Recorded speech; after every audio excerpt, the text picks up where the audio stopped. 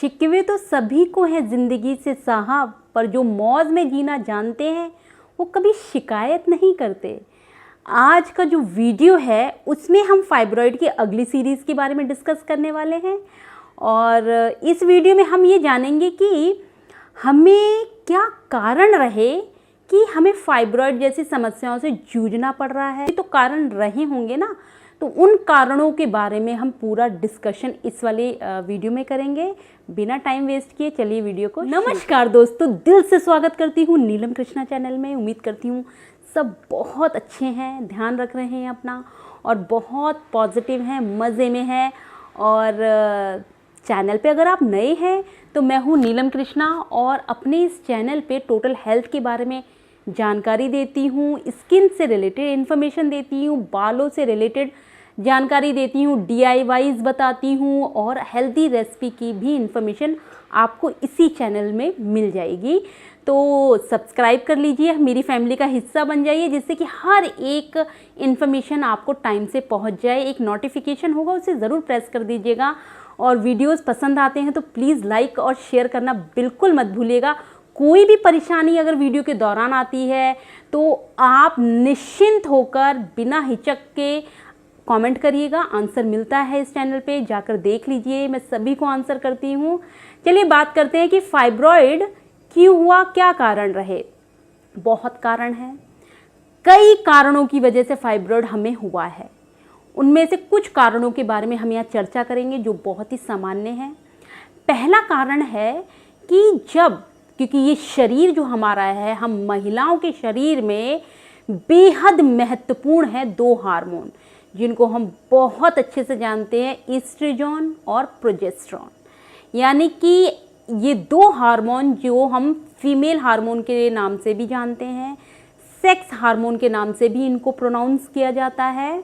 करते क्या है ये, जब इनकी बढ़ोतरी शरीर में हो जाती है, जब इनकी अधिकता हो जाती है, तो पाया गया है कि उस महिला को फाइब्रॉइड यानी कि यूट्रस के बाहर फाइब्रॉइड जैसी मांस की गांठें देखी गई हैं, रसौली देखी गई हैं इन महिलाओं के। क्यों, आखिर इनकी ज़्यादा होने से किस वजह से ये गांठें उत्पन्न हो गई। देखिए, शरीर में हर महीने पीरियड के दौरान यानी कि पीरियड से पहले दो हार्मोन पीक पे रहते हैं। कौन से वो दो हार्मोन, यही दो हार्मोन, एस्ट्रोजन और प्रोजेस्टेरॉन। ये दोनों हार्मोन पीरियड से पहले बहुत ज़्यादा पीक पे, इनका लेवल बहुत हाई रहता है। अगर किसी को रेगुलर पीरियड नहीं आ रहे हैं तो ये हार्मोन पीक पे हैं, तो इनको बैलेंस में रहना है शरीर में। अब क्योंकि ये बड़े हुए हैं, ओव्यूलेशन नहीं हो रहा, इनको घटना चाहिए था। इनका सिस्टम ये है कि जब ये पीरियड से पहले बड़े होंगे, इनका ग्राफ ऊपर होगा और जैसे पीरियड ओव्यूलेशन स्टार्ट हो जाएगा तो इनका ग्राफ नीचे चला जाएगा। जब ये ग्राफ से नीचे नहीं आते हैं तो बढ़ोतरी रहती है शरीर में, तो अनवांटेड इनका सिक्रेशन जो शरीर में होता है वो गांठों को उत्पन्न करता है। वो मांसपेशियां गांठों के रूप में बन जाती हैं यूट्रस में। तो मान के चलिए, अगर ये दोनों फीमेल हार्मोन्स बैलेंस में नहीं हैं तो ज़रूर कहीं ना कहीं आपके शरीर में फाइब्रॉइड होने की संभावना बन जाती है। तो इस चीज़ के लिए सचेत रहिए। तो ये एक बहुत बड़ा कारण है हमारे फाइब्रॉइड होने का। दूसरे पॉइंट में क्या कारण रहा होगा, कारण ये रहा है कि अगर आपके शरीर में विटामिन डी की एक डेफिशिएंसी देखी जा रही है, विटामिन डी की कमी है, तो मान के चलिए आपको फाइब्रॉइड होने के चांस हैं, हो जाएगा आपको फाइब्रॉइड। क्यों, क्योंकि विटामिन डी की डेफिशिएंसी लंबे टाइम तक नहीं रहनी चाहिए। विटामिन डी की डेफिशिएंसी बहुत खतरनाक है हम फीमेल के लिए। विटामिन डी की डेफिशिएंसी की वजह से हमारे अंडे कम होने लगते हैं। विटामिन डी की कमी की वजह से हमारा AMH लेवल कम हो जाता है। विटामिन डी की कमी से हमारी प्रजनन क्षमता कम हो जाती है। हमें इनफर्टिलिटी की जो समस्या झेलनी पड़ती है ना, फाइब्रॉइड तो बात की चीज़ है, हमें विटामिन डी की वजह से इतनी समस्याओं का सामना करना पड़ता है। तो प्लीज़ घर के बाहर निकलिए, सूरज की किरणों के सामने खड़े होइए, आधा घंटा एटलीस्ट अरे ज़्यादा नहीं रह सकते तो सुबह की मॉर्निंग में जब आप वॉकिंग के लिए निकलती हैं, जब आप वॉक के लिए जाती हैं, तो सूरज की किरणों को पड़ने दीजिए शरीर पर। विटामिन डी का सबसे अच्छा सोर्स, इससे ज़्यादा अच्छा सोर्स कोई नहीं हो सकता। सप्लीमेंट के तौर पर विटामिन डी आपको सजेस्ट किया जाता है, तो आप क्यों ना सूरज की रोशनी से डायरेक्ट किरणें वो ले लें। तो प्लीज़ इस बात को गंभीरता से लें।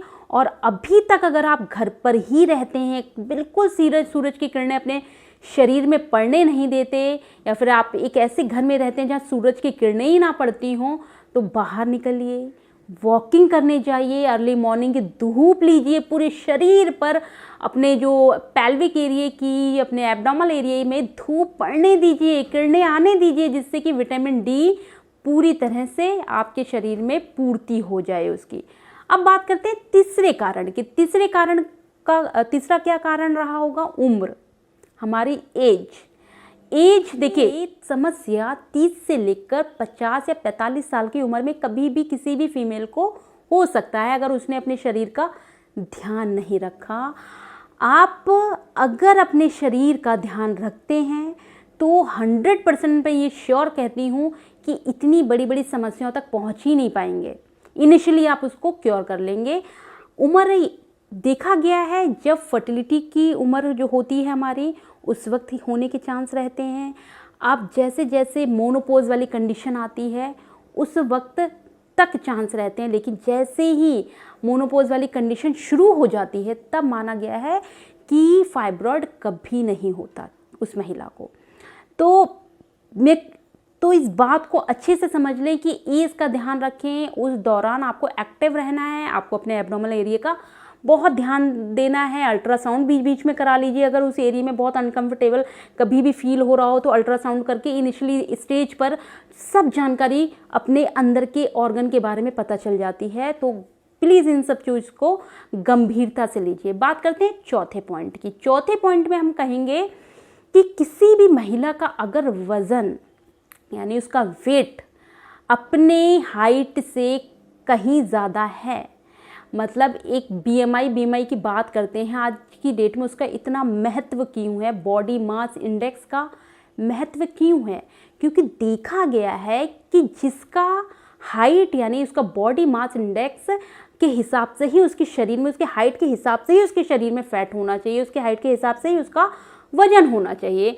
अगर ऐसा नहीं है तो गंभीर समस्या उत्पन्न हो रही हैं उन सभी लोगों में। ये एक सर्वे कहता है, एक स्टडी कहती है। तो कोशिश करें कि आप अपने वजन को बढ़ने ना दें। वजन बढ़ने से एब्डोमिनल वाले एरिया में अननेसेसरी गांठें बनना शुरू हो जाती हैं, जिसको फाइब्रॉइड के नाम से आप बहुत अच्छे से समझते हैं। तो मत बनने दीजिए, वेट को कंट्रोल करके रखिए। देखिए, वेट हमारे बहुत ज़्यादा, मतलब पूरा टोटली हमारे अंडर में होता है, हम उसे घटा सकते हैं ईजिली। आप बिलीव नहीं करेंगे, मैंने खुद का वेट कितना ज़्यादा गिराया है। मैं आपको फोटोग्राफ्स अगर दिखाऊं तो ये देखिए, इतनी ज़्यादा मैंने अपने वेट को गिरा दिया। आप ठानिए, अभी भी मेरा वेट थोड़ा सा बढ़ा हुआ है, लेकिन ऐसा नहीं है कि हम इसे गिरा नहीं सकते। लेकिन मैं अपने वेट को आपके साथ गिराना चाहती हूँ। मैं चाहती हूँ कि लाइव में आकर मैं सबके साथ सारी एक्सरसाइज, सारी मील्स शेयर करूँ, तो वो हम आगे देखेंगे। अब बात करते हैं कि फाइब्रॉइड का 5वां क्या कारण है। 5वां कारण है आपकी डाइट। डाइट में आप बिल्कुल जंक मत खाइए। कभी कभार आप बाहर अपनी फ्रेंड के साथ घूमने चली गई हैं, बाहर कभी आप आउटिंग के लिए चलेंगी तो कभी कभार चल जाता है, लेकिन डाइट का हिस्सा मत बनने दीजिए जंक फूड को। दूसरा, अगर आप नॉन वेजिटेरियन है तो लाल मीट जिसे कहते हैं रेड मीट, उसको बिल्कुल इनटेक मत करिए। हम महिलाओं के लिए ये रेड मीट खतरनाक साबित हो रहा है। इसे खाने से हमारे शरीर में फ्री रेडिकल्स बनना शुरू हो जाते हैं, जिनकी वजह से प्रजनन क्षमता जो है वो घट जाती है। तो रेड मीट को बिल्कुल कट कर दीजिए। इस पूरे वीडियो में मैंने आपको अच्छे से समझा दिया है कि फाइब्रॉइड किन किन कारणों से हो जाता है।